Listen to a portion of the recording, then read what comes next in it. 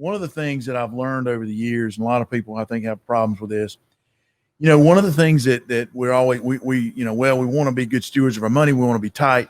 Let me tell you what, Michael Jordan had a coach. Mm-hmm. You pay advisors, you find somebody that's worth the money you pay them, mm-hmm. they're worth a lot more than what they cost you. And I mean, somebody that's got a proven track record, know what they're.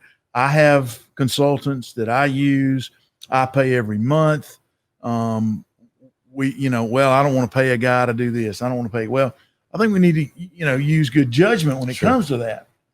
But I think in our lives today, as complicated as things are, we all need an advisor. Mm-hmm. I'll tell you something else. One of the things I've learned in my business, and it sort of, I kind of adopted this understanding. I sort of put this whole theory into play.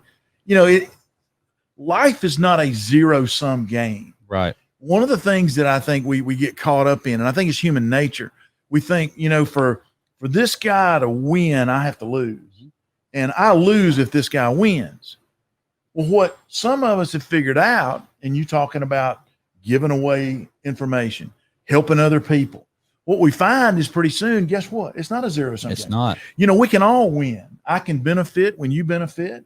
We can all get better mm-hmm.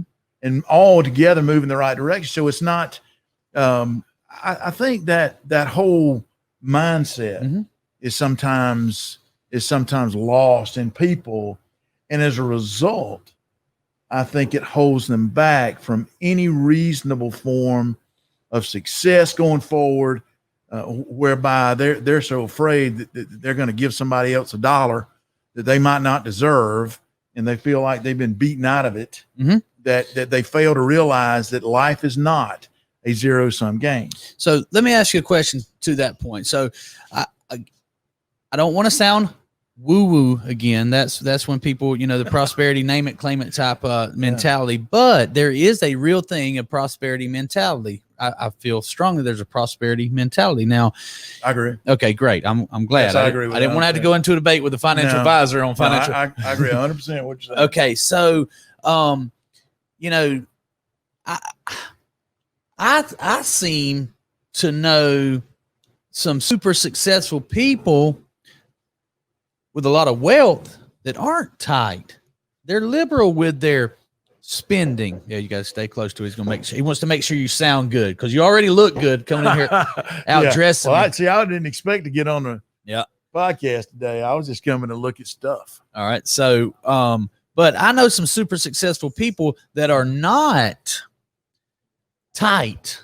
Right. They're liberal. They are. With their very charitable, very giving. Okay. All right. Because I think that that's a flaw now. And I know you probably the majority of your customers are tight. And I think now this is just a theory. I do not know, but I think that the guys who understand that tight's not the answer and being liberal with your charity investments and it's probably the guys who win the most because they don't think that somebody has to lose in order for them to win. Well, I think you're absolutely right. Okay. I think they figured it out. They figured out that there's, I've got a very close relative that if somebody, well, I mean, you know, he pinches that $1, he's worried to death that somebody else is going to get something over on him. Mm-hmm. And he's been that way all his life. And I think ultimately he has I think he's got a mindset that holds him back from the success that he could have had. And he's on up in age now. He's 80 years old. Yeah. But I'm saying, and another thing too, this is something that's just, you know, philosophical. But one of the things that doing what I do at Story Wealth Management, I meet with people every day. And when I get back to the office, I got folks to meet with. Okay. Mm-hmm. And I'm going to sit down and my job is to try to help people solve tough financial problems. We manage assets. That's part of what I enjoy, but we sit and do a planning practice as well. One of the things that I've found over the years, and I've met with hundreds and hundreds and hundreds of people. We serve hundreds and hundreds of families across, you know, different states. I want to say right now it's 12 states. But the reality is, you know, I see people and I've noticed that it doesn't matter how much money they have. It really doesn't matter how financially successful that they were in their life. I know people who are filthy rich, some would say, and they're miserable. Yeah. And then I know people that have plenty and they're happy. And I've always wondered, okay, what are some of the characteristics that makes these people happy and solid with where they are in life versus this guy who's miserable?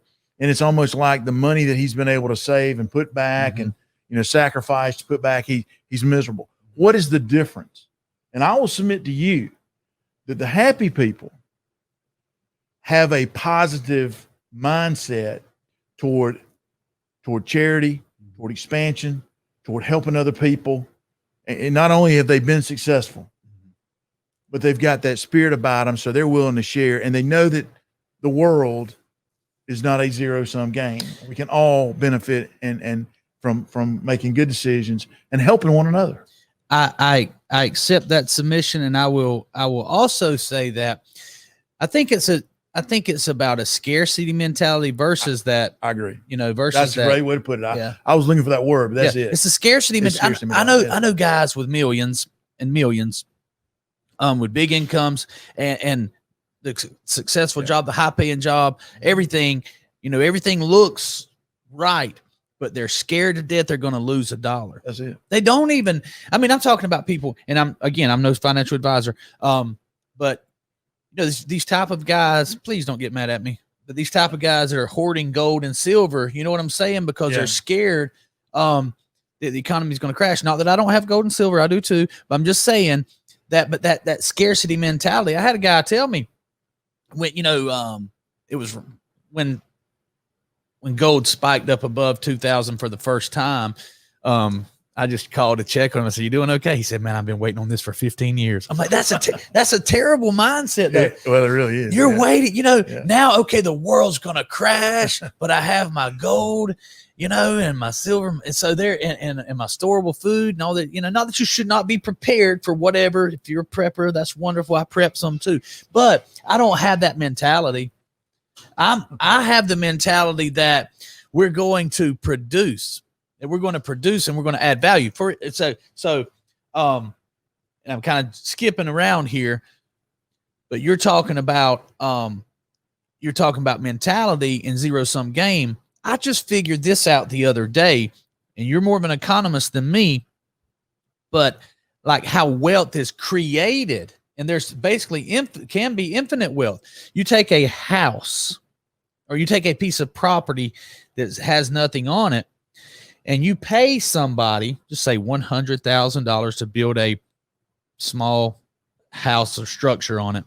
Okay. Their labor just created another, because now they have the $100,000 and you have a house and property that's worth $100,000. So $100,000 became $200,000 and both of you still have $100,000 of something. That's it. Yeah. And like, right. It's not like a food, if you have food, you pay $1 for the, $5 for your food, you eat the food and it's gone. Yeah. Now only one person has that $5. So labor creates wealth.